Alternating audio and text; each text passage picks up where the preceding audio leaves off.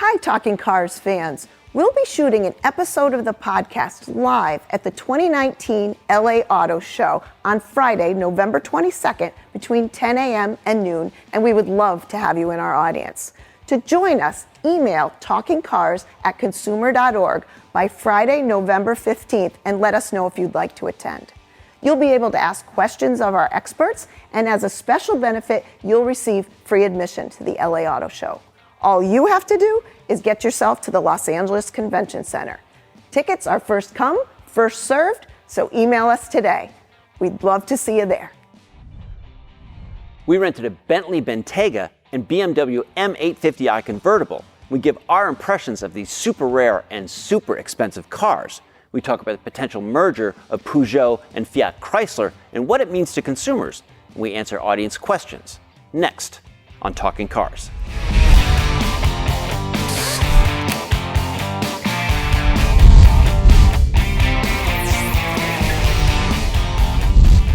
Hi, and welcome back. I'm Mike Quincy. I'm Jake Fisher. And I'm Keith Barry. So one of the news stories that we've been following this week is a potential merger between French automaker Peugeot and Fiat Chrysler, often referred to as FCA. According to the New York Times, combined, these two companies sell 8.7 million vehicles per year, making the new company slightly bigger than GM, trailing only Volkswagen, Toyota, and the Renault-Nissan alliance in terms of vehicle production. So it can be really big news, and honestly, for all things French, we turn to Keith Barry, who is our resident French car expert. In case you didn't know that this actually existed, I'm not tremendously excited about this. This is a business deal. This does not mean that we're going to be Peugeot PSA is the parent company, Peugeot and Citroën.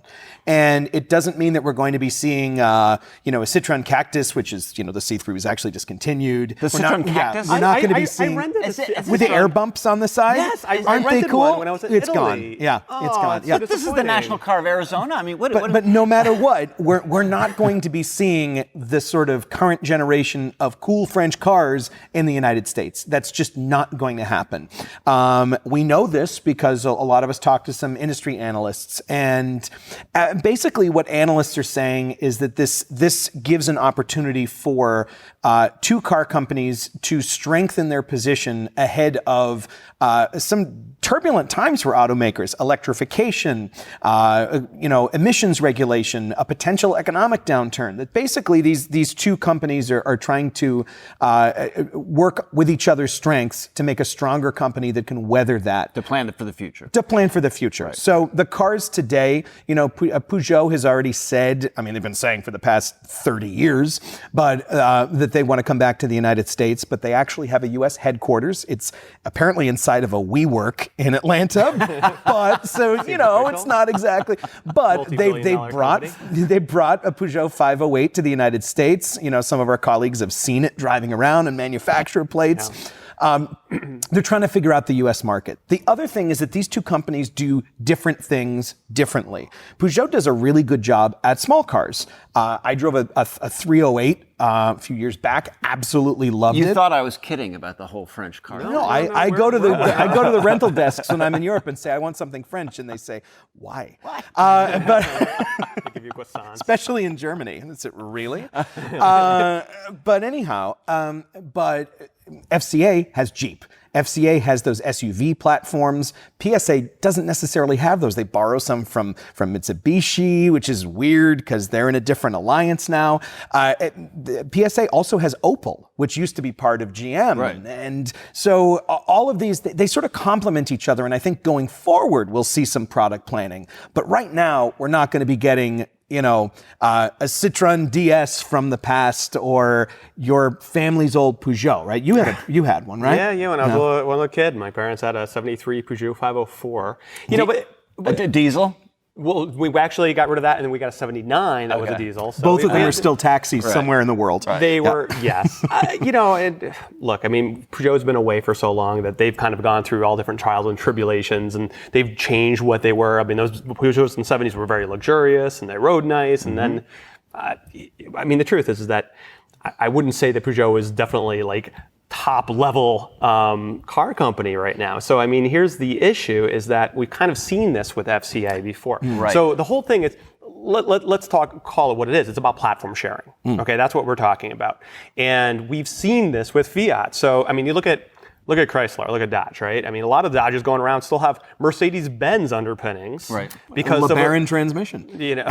Well, I mean, Dodge, Challenger, Charger, and that's kind of has some of the guts of a Mercedes-Benz E-Class. And then we had the Dodge Dart, which had the underpinnings of a Fiat. And so there's a lot of platform sharing. What Jeep this is going to Renegade, mean, Fiat 500X. But you they- talk but about, they you talk didn't- about they Jeep didn't- Renegade. That's Yeah. still kind of like Fiat. Yeah, but they really didn't work because I mean, Fiats haven't sold that well, and they're Well, canceling the 500 for 2020. Look, from the view of what we see people really interested in cars, they want cars that are reliable, that are going to work for a long time.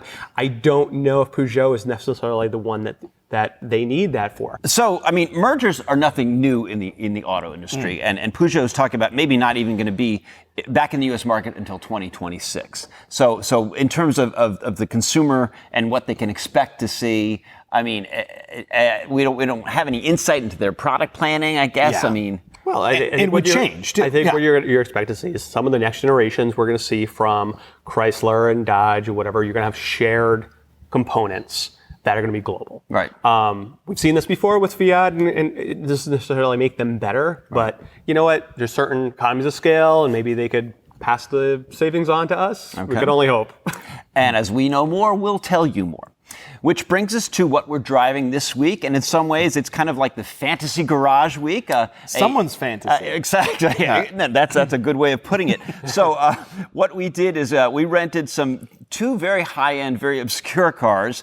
I'm going to try to get the pronunciation right. A Bentley Bentayga SUV, as well as a BMW M850i convertible. Now, combined, these two vehicles have over 1,000 horsepower and cost over $340,000. Now, why, Jake? Yes. Are we renting these cars, or why do we rent cars in general from other automakers?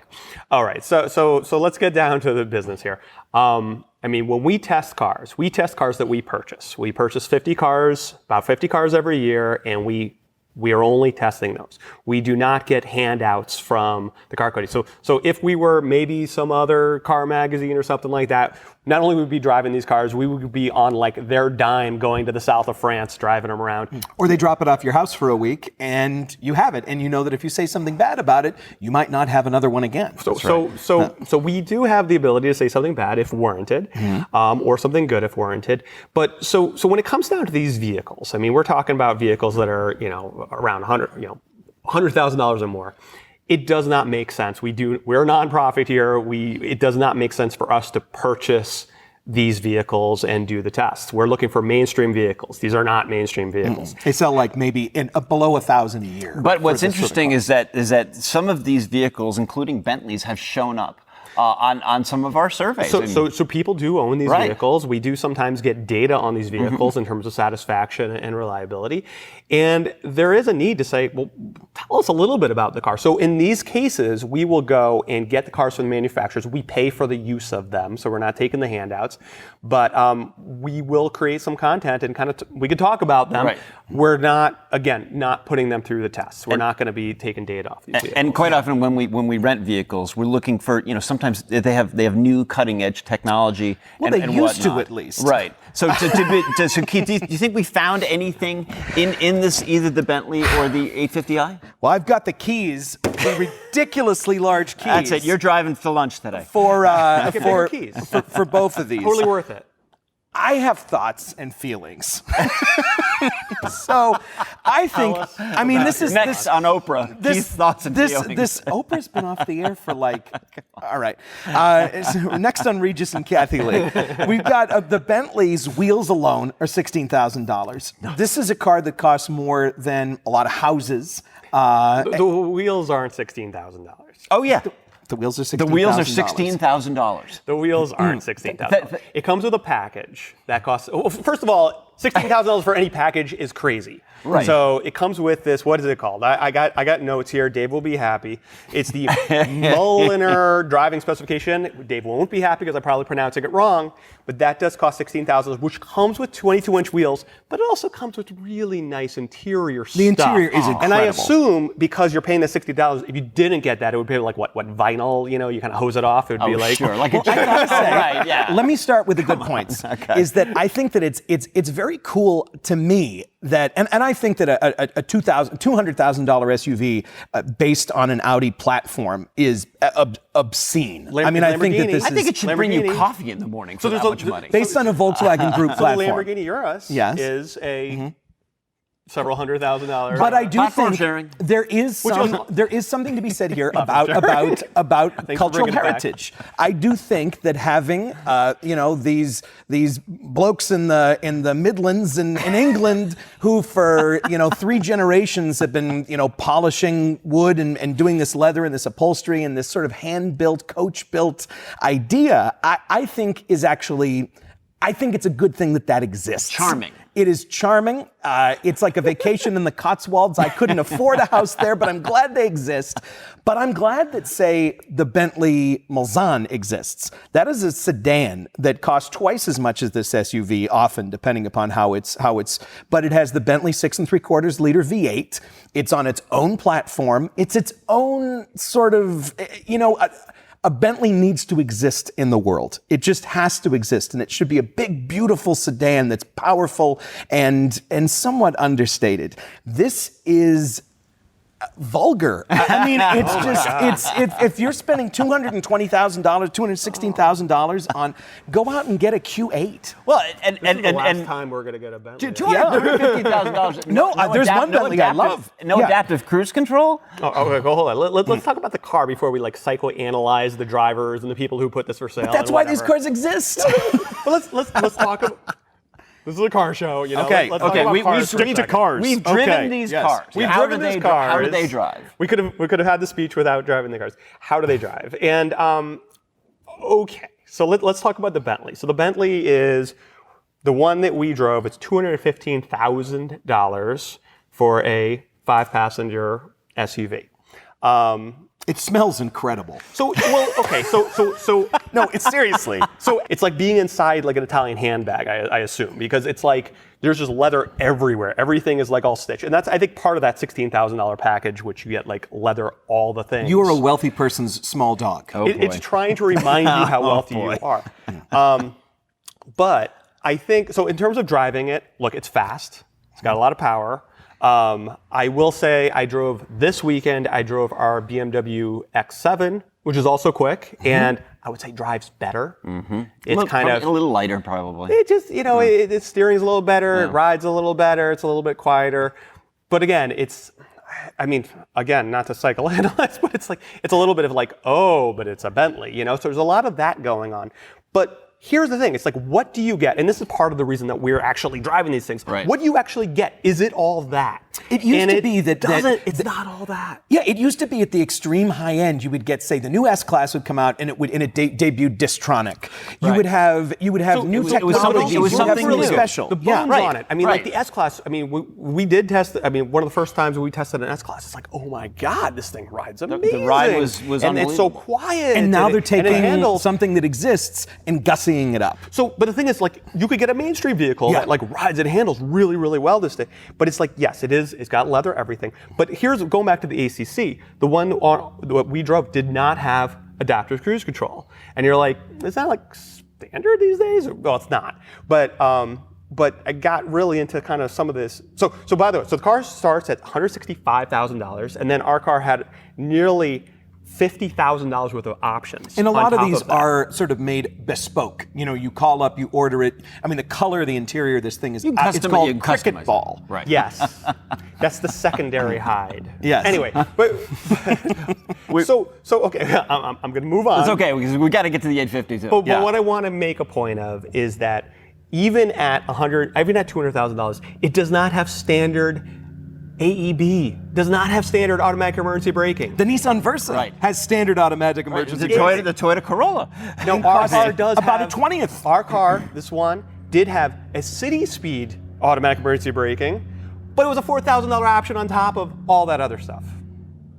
I suppose if you buy a Bentley, you're just not as concerned about this, but again, we're Consumer Reports, so we're looking at what you're getting for your money, and it's pretty clear that, well, not some substance, but not as much as you would get for a car. I'm getting hot under the collar. Can we talk about the M8 now? Let's go the for M850. Let's go for the M850 convertible, 523 horsepower. Honestly, one of the best things about this car is the powertrain. It just seems like it has unlimited power, incredible acceleration, great exhaust note. What did you guys? I drove it all weekend, so I'm like, oh, okay. But what did you think? Again, it's hard to get over the price. I mean, it is absolutely, it drives very nice. It's a big car. The engine sounds incredible. It's got, the buttons you could press. Sport and you could mode. Sport plus, and then it like starts backfiring and sounds all cool. So if you're not like obnoxious enough, you could kind of tell everybody. I sort of did the remote start from outside the car just so I could hear that You can burble. hear the engine burble. Yeah. I will say though, I mean, we have the Supra, and also has a button on it, and also makes that kind of blat blat sound for a lot less money. But it's maybe it's not my thing. But I mean, like, look, you got a nice warmer summer night. You cruise around on it. It sounds great. It's got the little warmers on the headrest, the neck scarf stuff. I mean, it's a classic Grand Tour. I mean, and the handling, it felt so big and planted. It felt like when you were going into a corner and you turn the wheel a little, the car didn't move, that the earth sort of moves around you. It was incredible. Good visualization. I like that. Yeah, and for that, I mean, you're actually, for me, I think that's a much better value for your money. Right. If I had $216,000, I'd buy, and I wanted a giant SUV and a fast car, I'd buy an X7 and an M850i, and it would still cost about the same as that Bentley. Actually, I was thinking about that scenario too. Honestly, I would be. I wouldn't buy either of those. I would be much happy, even if I could afford these two crazy cars. I would be much happier with a Telluride and a Bullitt Mustang. Well, that's what I was going right down the path of you. Telluride, and I'll take a Miata, by the way, which is way less. But I think what really stands out for me is not such like the Emperor doesn't have like all the clothes. It's more about like how good other cars have gotten. Right. Right. It's not so much like, wow, it's good, but it's like you get to a Telluride or you get some of these other. It's like You don't have to spend six figures to get a really, really well-driving car. Speaking of borrowed cars or rented cars, we did rent like a high trim version of the Palisade. Yeah. Remember that? Yeah. So we had it had quilted leather. Right. It had quilted leather. It didn't come from 12 cowhides, but it had quilted leather. Gorgeous inside. Right. Absolutely. It was. Well, listen, that was really the fantasy garage, probably of all time for Talking Cars podcast, which is going to move us on to our next segment here, which is your questions. We love getting them. Text questions, video questions, talkingcars@icloud.com. Please keep them coming. So first up is a video question from Tim, and he's got a question about snow tires. Hi, Consumer Reports. I live about 15 miles from Chicago. We get about 28 days of fresh snow each winter. So assuming we have roughly 100 days of winter each year, that's 28 days where winter tires would be a big advantage. Consumer Reports reviews show that winter tires have longer stopping distances on wet or dry pavement than all-season tires. So aren't I sacrificing my stopping distance about 70% of the winter for winter tire traction on only 28 days out of the year? Thanks, I'll hang up and listen for my answer. All right, snow tires, Chicago. Keith, what do you got for Tim? So I did a little research and found that it's sort of an issue of proportionality. Yes, snow tires don't have or I will call them winter tires, because the benefit of snow tires isn't just traction in snow and ice. It's also the compound of the rubber actually makes for better adhesion at cold temperatures, like the freezingly cold temperatures you get in Chicago. With that said, depending upon the tire that you buy, the difference we found on average, the difference in wet braking is about a car length, going from 60 miles an hour to 0. So that is, someone is in front of you on Lakeshore Drive, you slam on your brakes, and you either hit them or don't hit them. Now, granted, a car length is you can mitigate that by driving a little bit more slowly, by not tailgating as much. At the same time, the benefit of having snow tires, winter tires, is, I would say, proportionally greater. than the fact that sometimes your wet braking won't be as good. And that's because they have better traction in the ice, on the snow, in the slush. It isn't just about stopping. It's also about that handling as well, and stopping in the snow and ice. So it's really about the proportionality. So it's true, yes, it's a little bit longer in those things. But depending on the snow that you're on or the ice, I mean, it could be 100 foot extra that you're stopping on. It makes a huge difference. Depending upon the tires, too. Right. I was going to ask you, a car's length, is that alarming, or is that about okay? Well, so the point is that you may be a little bit longer, like a car's length in those conditions, but if it's snow, it might be 10 car lengths that the difference is. So you mean 10 car lengths without snow tires? Right. Yeah. So if you keep your all seasons better on, with the snow tires on the snow, but you're losing 1 car length. It's about that proportion. So it's about so he's got a great point. It's very interesting because I always think about heavy duty trucks. I always think about the 2500 series and whatever. And a lot of people are like, hey, it's a little bit better when I tow. But if you're only towing 10% of the time, it's a lot worse when you're not towing. Right. So it's those kind of you're weighing those things. But it is a good point that it's not just it's a cold temperatures too. So and it depends on the tires too, because I checked with Ryan Pilsakowski, who and he mentioned that some winter tires are designed for extreme winter conditions, and they can actually have much worse wet braking.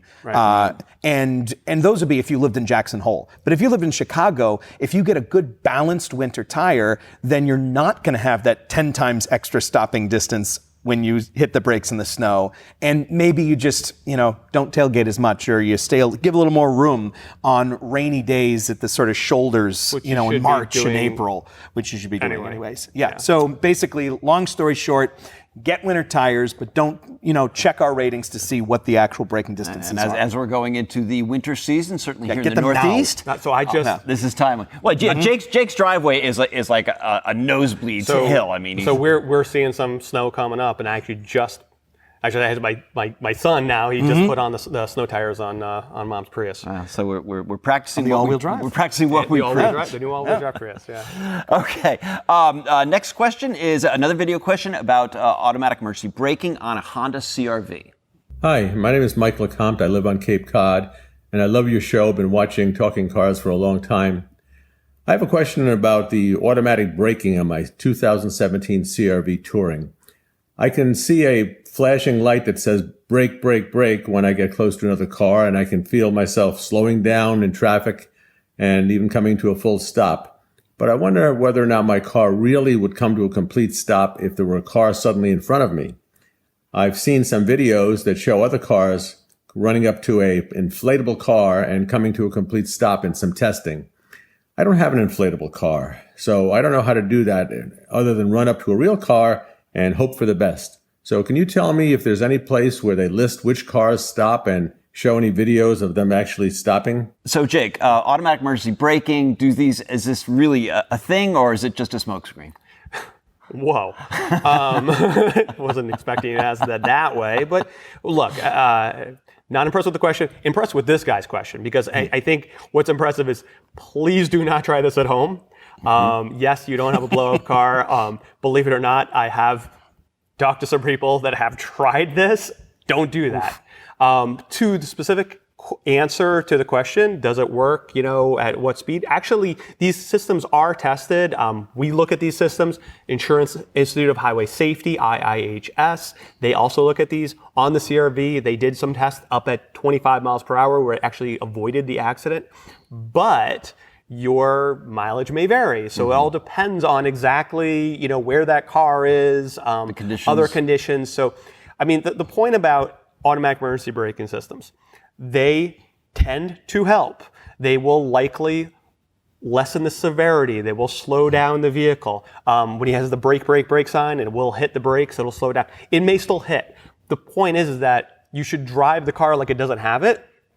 But if you do have it, chances are it's going to lessen the severity of the impact. Think about it in that way as opposed to hey, I don't have to hit the brakes; it'll do it for me. No, That's not what it's designed for. And Keith, when we listened to this and watched this video question, it almost seemed like he was also talking about forward collision warning. Yeah, so Mike in Old Cape Cod, where the winding roads seem to beckon you, when he doesn't hit the brakes on those winding roads, what he's seeing is forward collision warning. Right. And that is the sort of first line of defense. That's saying, like, you might be looking at something else, you might not be paying attention, the sun might be in your eyes. But it's doing It's a first line of defense because you're not going around. It's not designed. You're going around a corner or something like that. It's about there's something in front of you, and don't hit it, please. Yes. Right. And if you don't respond to that, that's when the car kind of takes over and does the best it can to stop you. So they're two different systems. The brake, you see that sometimes. Yeah, I mean, honestly, it kind of works as the same system. I mean, I know one's forward collision warning, one's automatic braking, but basically the same intention. And it's just it's a layered thing. One gets you to stop the car, the other one... Yeah. But, and they're using the same sensors and all that. And they're kind of working together. And we're going to have to stop this podcast soon because Super Producer Dave Abrams is like, okay, come on, move it along. Anyway, thank you for those answers and a great question. We're going to hit the brakes on that, exactly. Yeah. Okay, so we're going to wrap this up with a question from George in Ohio, who's looking for a midlife crisis car.